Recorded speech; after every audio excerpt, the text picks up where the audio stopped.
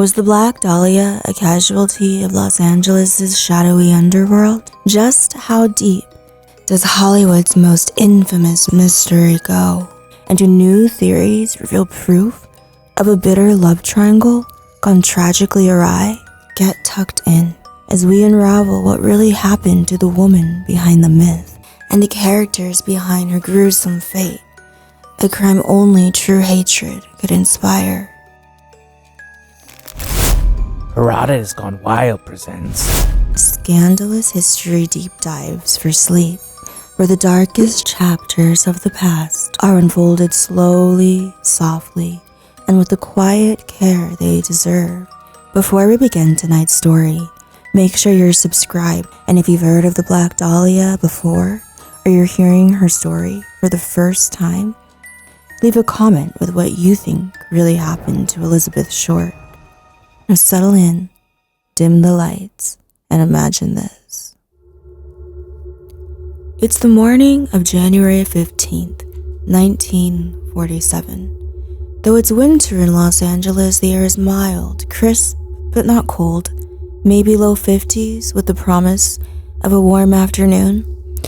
Somewhere, a radio hums through an open window. Bing Crosby, maybe, or a war update. The war ended over a year ago, but its shadow still lingers, draped over the city like a smog. LA is in a strange in-between place. The soldiers are home, but not all of them. The dreams are back, but they're bruised. Hollywood is booming, but beneath the glamour, something feels brittle. Men in fedoras line up for newspapers and black coffee. Neon signs flicker over crumbling sidewalks.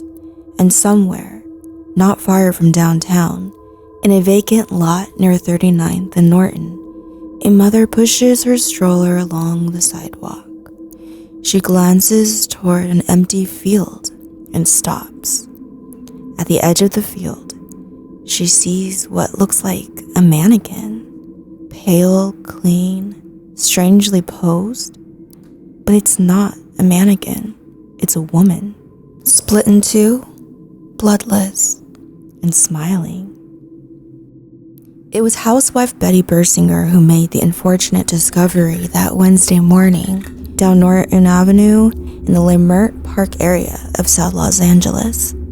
The police were called immediately. Reporters swarmed, and the city descended into chaos. The victim was quickly identified through fingerprints. Her name was Elizabeth Short, but the press gave her a new one, the Black Dahlia.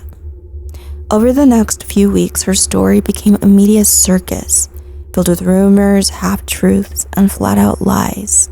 But who was she, really? She wasn't an aspiring movie star. She wasn't a sex worker. She wasn't famous until she was dead.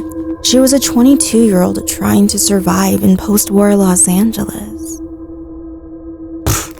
Try surviving a Persian invasion with no sandals, bro. Herodotus, not the time. Her death, jarring, infamous, notorious. But her life, well, that's much more complicated and runs far deeper than the headlines that followed. Let's rewind to 1924, Hyde Park, Massachusetts, a quiet working-class corner just outside Boston. The houses are modest, stacked close. Factory whistles echo through the air. Mothers hang laundry in their yards. Kids chase stickball across the cracked sidewalks. This is where Elizabeth Short is born. Her father, Cleo, designs miniature golf courses, a novelty of the era, a symbol of American optimism just before the crash. Her mother, Phoebe, stays home with 5 daughters. Money is tight, but the future still seems possible. The family moves to nearby Medford, a blue-collar town filled with streetcars, steeples, and tight-knit Catholic families. On Sundays, pews are packed. Girls wear wool skirts and patent leather shoes. Boys sell newspapers on the corner. To a young Elizabeth, Medford is safe, but small. The world feels narrow. Her dreams feel big. Then, everything changes. One day, her father's car is found abandoned near the Charles River. They think he's dead, but he isn't. He's just gone. Cleo fakes his suicide and vanishes, leaving Phoebe to raise 5 girls alone in the shadow of the Great Depression. Classic dad move. Mine just went to Delphi and never came back. Emotionally or geographically? Yes. Elizabeth was just 6 years old, and from that moment on, she is shaped by absence, by longing, by the ache of something missing.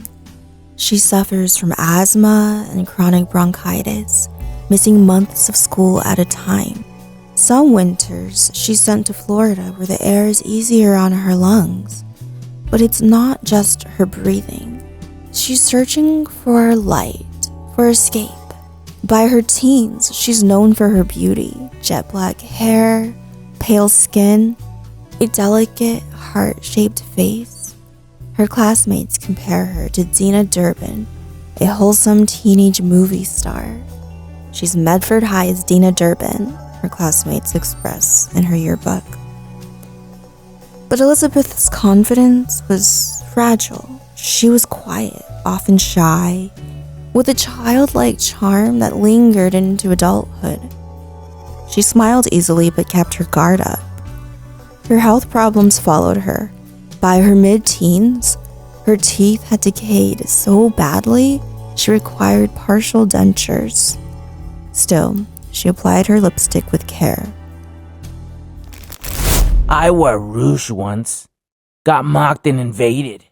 Sounds like a you problem. She was always trying to present her best self, poised, pulled together, movie, magazine, perfect. At 18, Elizabeth dropped out of high school and left for Florida. The climate helped her lungs, and she hoped a fresh start would help her future. She bounced between cafes and service jobs, drifting from Miami to Orlando, sometimes returning to Medford, sometimes not. It was wartime, chaotic, fast-moving, romantic.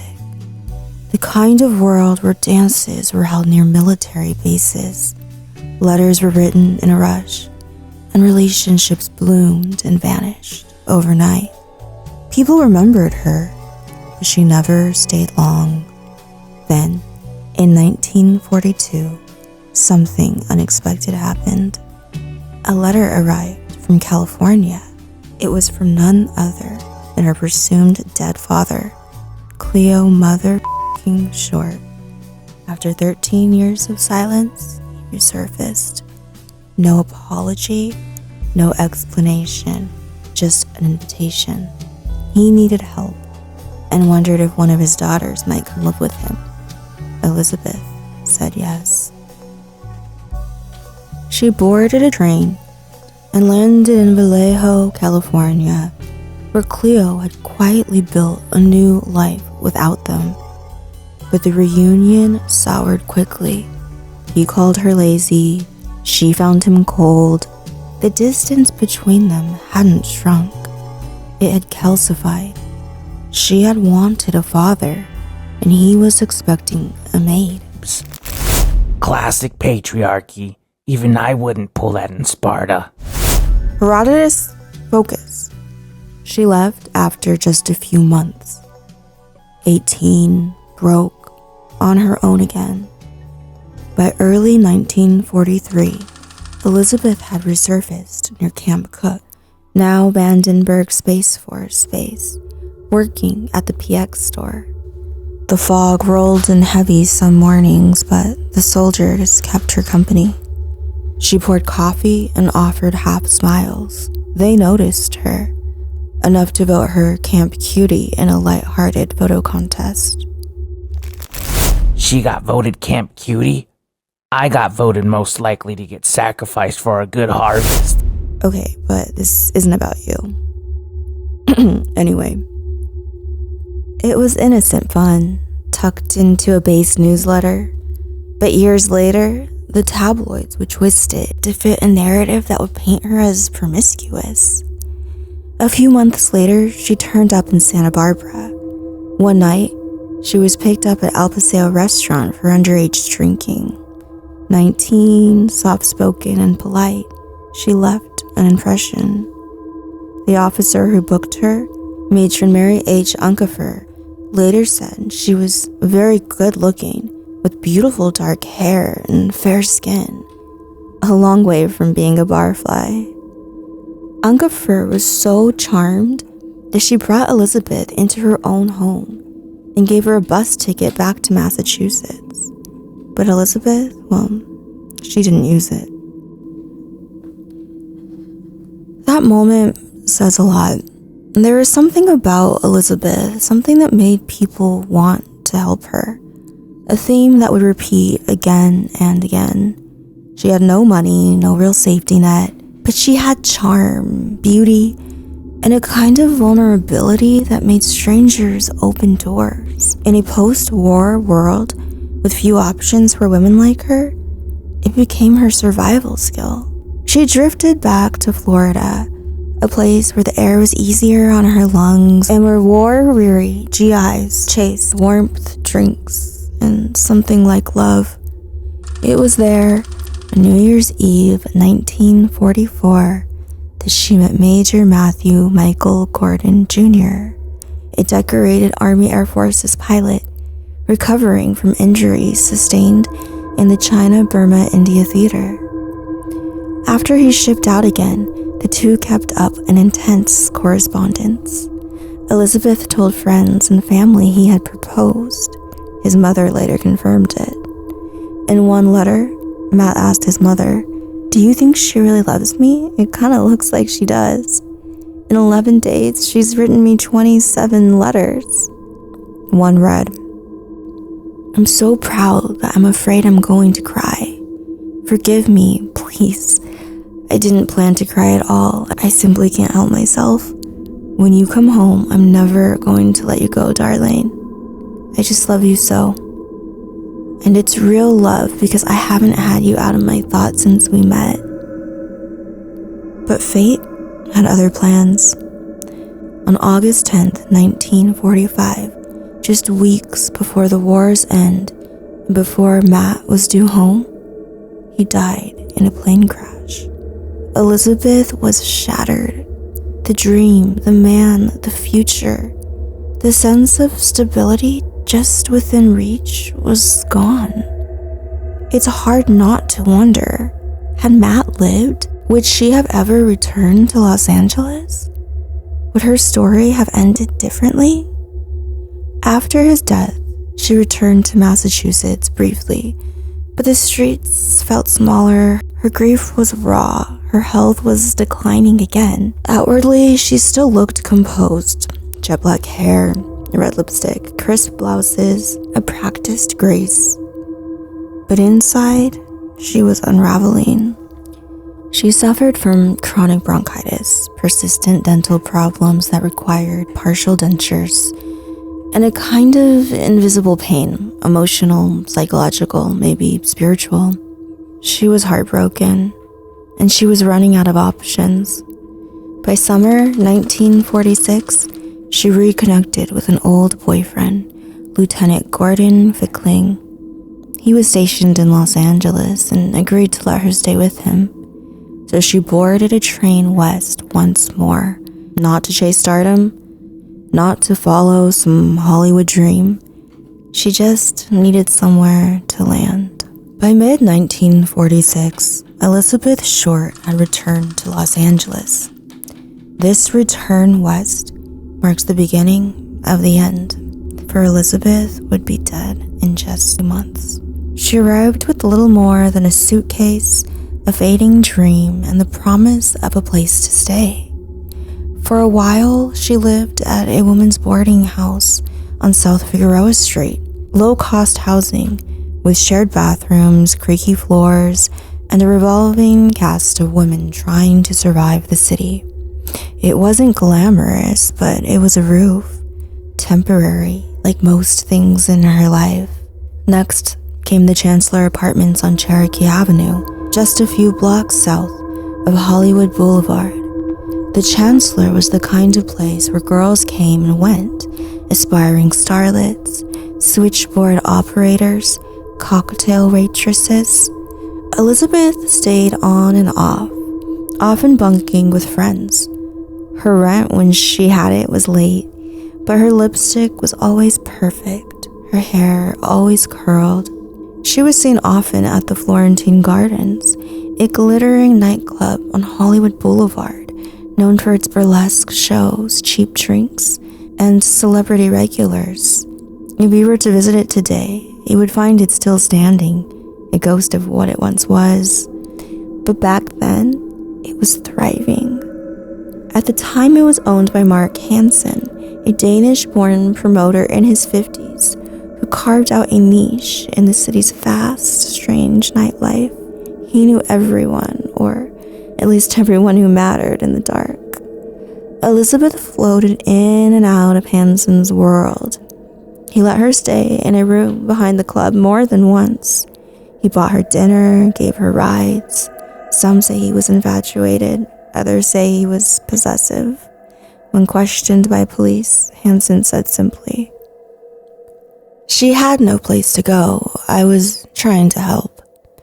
Anne Toth, Hansen's secretary and on-again, off-again girlfriend, remembered Elizabeth as quiet, ladylike, and careful with her affections. She didn't drink. She didn't run around. She didn't sleep with men, not even the ones who gave her things, Toth said. And that perhaps is what set her apart. In a city where many young women survived by trading companionship for comfort, Elizabeth seemed to live just outside that transaction. She accepted kindness, yes, but intimacy? That was something else entirely. She was a nice girl, Toth insisted, but she had too much pride. That pride may have been her strength or her undoing. Hansen's circle was wide and dark. Studio men, hustlers, the kind of people who didn't like being told no. And Elizabeth, for all her softness, had a way of setting quiet boundaries. She smiled, said thank you, but didn't give in. She wanted to be seen, not possessed. Loved, not used. Did that refusal put her in someone's crosshairs? Because while she never stayed long in one place, she always left an impression. By January of 1947, the walls were closing in. She was out of money again.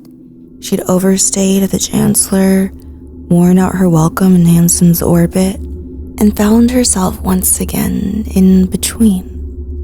She left Los Angeles in late December 1946, tired, nearly broke, and according to Anne Toth, emotionally worn thin. In the days leading up to her departure, Anne said Elizabeth had seemed upset and nervous.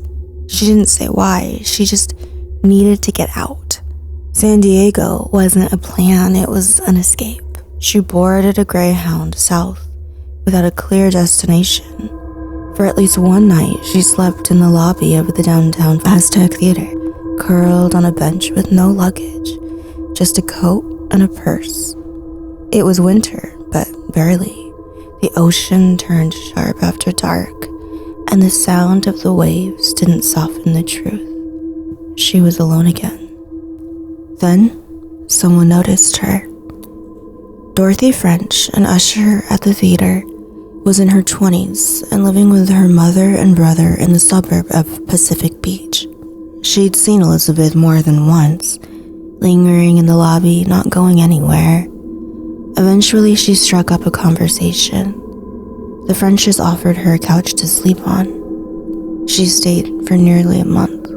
Elizabeth told them she had gone to Hollywood for the pictures, but hadn't made it. That she didn't like Los Angeles, that she was tired. Dorothy's mother remembered her as soft-spoken, well-mannered, and slightly mysterious. She rarely spoke of the past, slept late into the afternoon, and spent evenings writing letters or quietly pacing the small apartment. She talked about a boyfriend who died in the war, Mrs. French said. Same. She had Matt, I had Darius. What? Long story. Elizabeth went out occasionally to the soda shop or nearby movie house, but didn't have a job, friends, or much of a plan. There were whispers she'd reached out to old contacts for help. Nothing came through. Then came Red. Robert Red Manley was a 25-year-old traveling salesman from Los Angeles. Married, a new father, he'd met Elizabeth in San Diego through a mutual acquaintance just a few weeks prior. When she called in early January asking for a ride back to LA, he agreed. I felt sorry for her, he later told police. She was just a kid who was down on her luck. He picked her up and drove north, stopping overnight at a motel in San Diego County. Red said they stayed in separate beds. Elizabeth, for her part, had told the Frenches she didn't mess around with men. On January 9th, 1947, Red dropped her off at the Biltmore Hotel in downtown Los Angeles. She told him she was meeting her sister. That was a lie. Her closest sister, Virginia, was hundreds of miles away in Oakland. It was the last confirmed sighting of Elizabeth Short alive. So, I'm scared. You should be. They found her on the morning of January 15th, 1947, 6 days after her last confirmed sighting, left in a vacant lot off Norton Avenue in Leimert Park. She was nude, posed, split at the waist. The ground beneath her was undisturbed. No blood, no drag marks, no sign of a struggle. Whoever left her there had taken their time and knew what they were doing. This wasn't amateur work. Her body had been scrubbed clean, drained completely. Her face had been slashed from the corners of her mouth to her ears, a grotesque grin, often referred to as a Glasgow smile. Her arms were lifted above her head, legs arranged, internal organs placed beneath her. Police arrived fast, the press even faster. LAPD crime scene photographers captured the horror in stark black and white. The prints were rushed to Washington and came back with a match. Elizabeth Short, age 22. Her fingerprints were already on file from the arrest in Santa Barbara 3 years earlier. The coroner's report confirmed what the scene already suggested. She had been restrained, beaten, cut with anatomical precision. The incision through her torso, known medically as a hemicorporectomy, was clean, practiced, and likely by someone with surgical training. There were no signs of a struggle, no defensive wounds, no dirt under the fingernails. She may have been tied up, possibly unconscious, possibly alive for part of it. There were burn marks across her pelvis. Her tattoo was removed and, according to some reports, placed inside her body, along with other materials. Even more disturbing, the coroner had found biological contamination in her stomach, evidence of deliberate degradation. This wasn't just a killing. This was a desecration.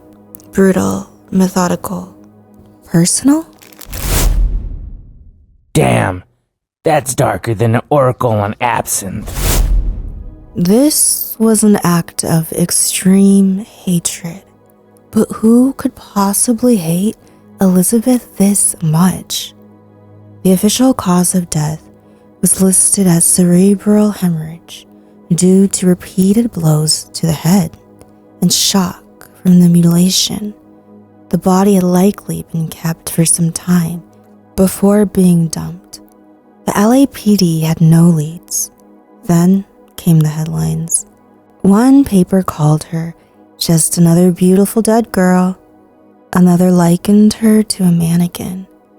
The Los Angeles Herald-Express was the first to call her the Black Dahlia, a play on the Blue Dahlia, a noir film playing in theaters at the time. The name fit well, too. It stuck. Within days, tips poured in.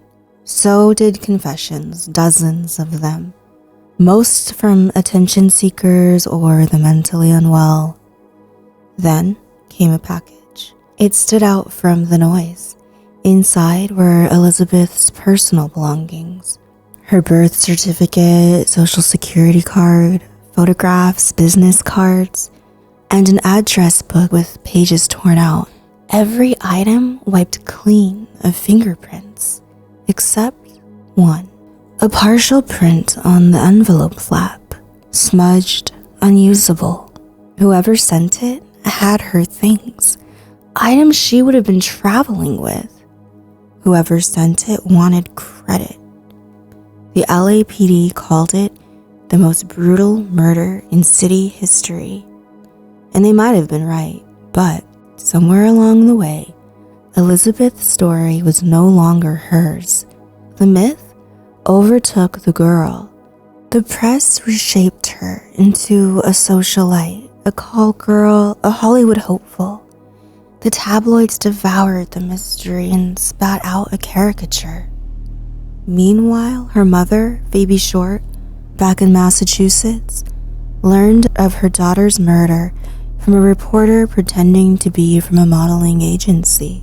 He told her Elizabeth had won a beauty contest, then milked her for details, names, addresses, background, before finally revealing the truth.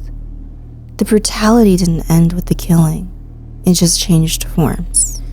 In the weeks that followed Elizabeth Short's murder, police questioned over 150 suspects. More than 60 people confessed.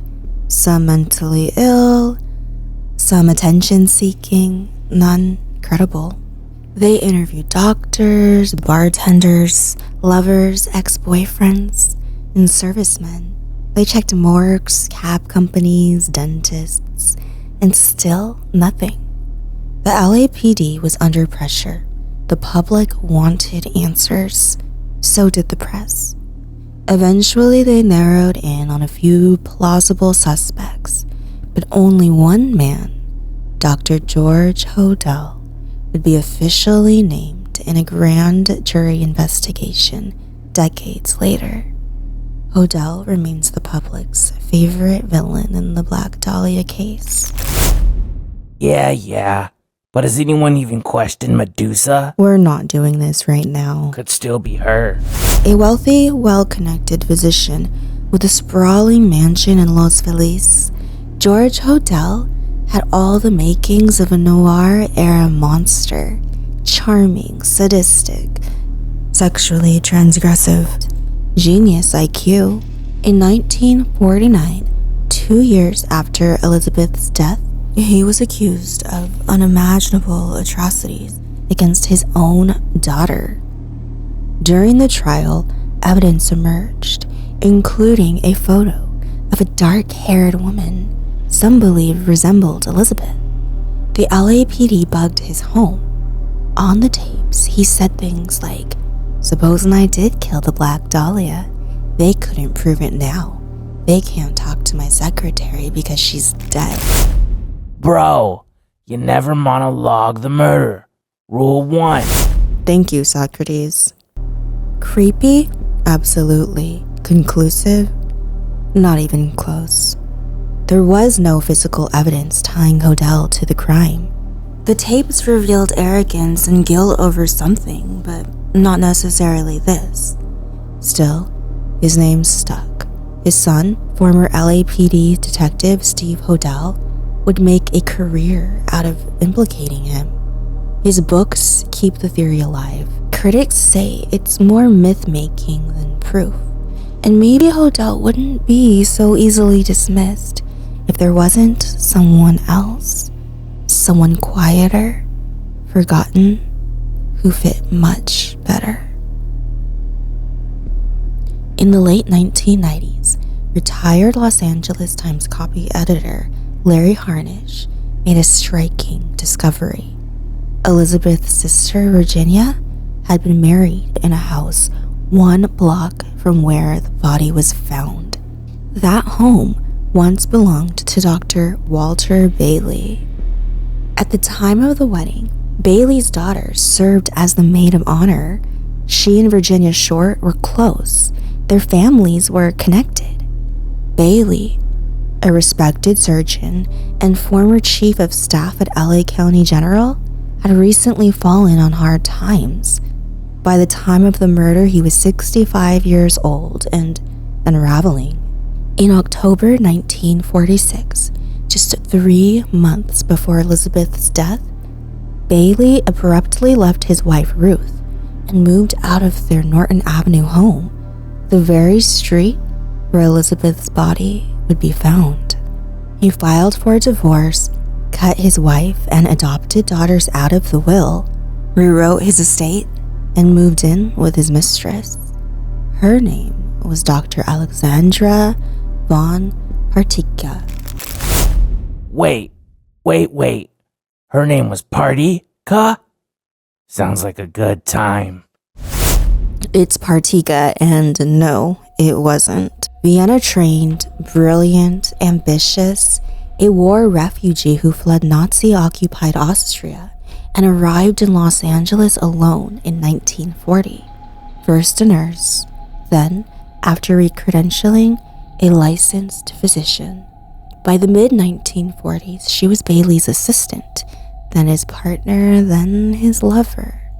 They were inseparable, working long hours, eating takeout in their shared office, sipping wine while watching surgical films for fun. That office, just blocks from the Biltmore, where Elizabeth was last seen, allegedly using a lobby phone to call someone for help.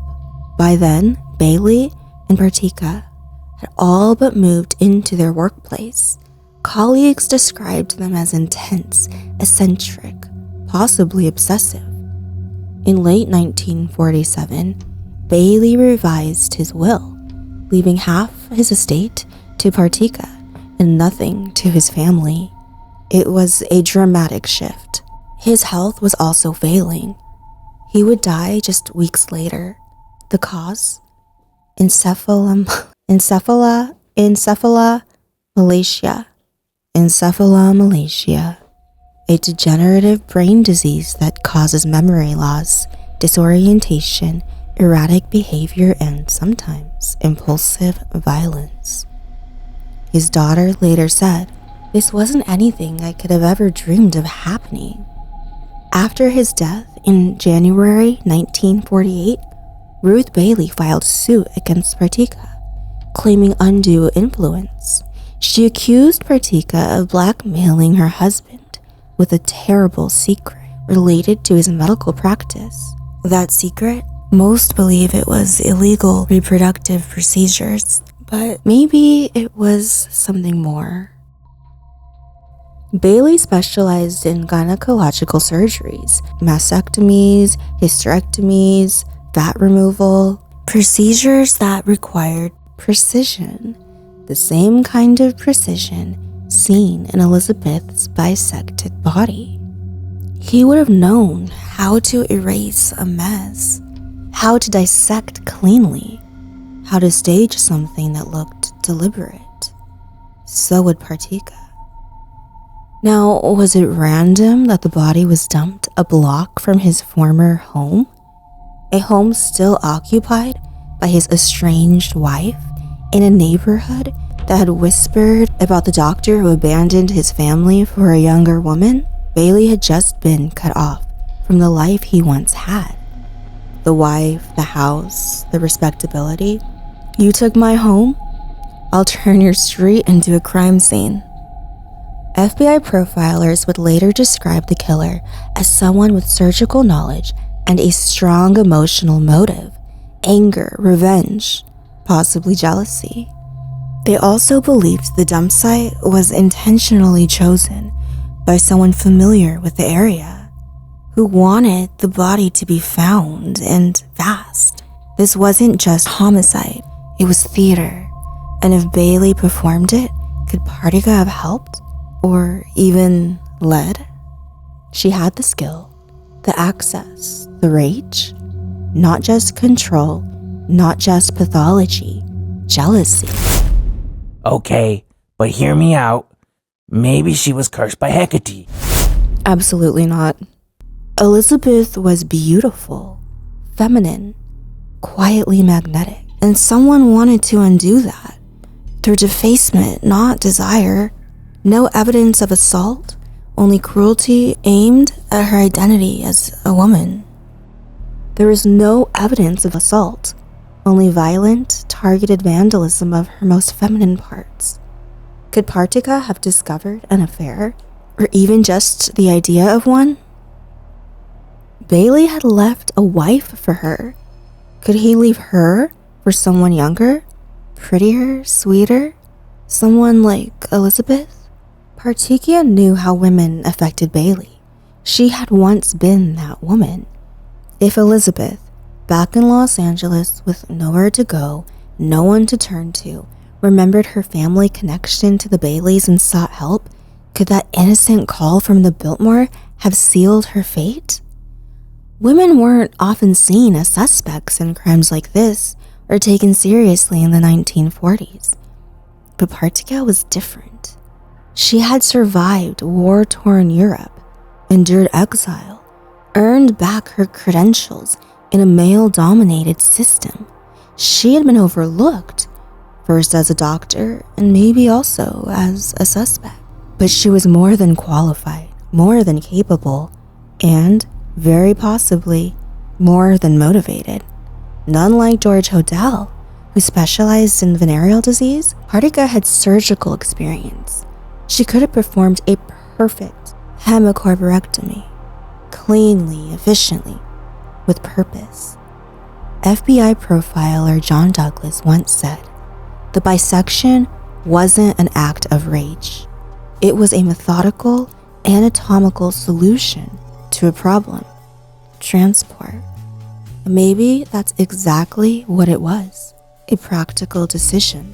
Because could a 76-year-old man and his younger, trained partner have needed that strategy to carry and place the body without being seen? Could the medical knowledge of both have allowed them to scrub it, stage it, and disappear? We may never know. But if the goal was to erase Elizabeth Short, to destroy her beauty, her femininity, her voice, then it worked. And if the goal was to leave behind a mystery no one could solve, well, that worked too. So, who do you think wanted Elizabeth Short dead? Sadly, all we can do is speculate. What we do know is that Elizabeth was just like the rest of us, trying to survive in an ever-changing world that offers opportunity just as easily as it tears you down. She did the best she could with what she had. She chased dreams, trusted people, and kept going even when things fell apart. She almost made it until she didn't.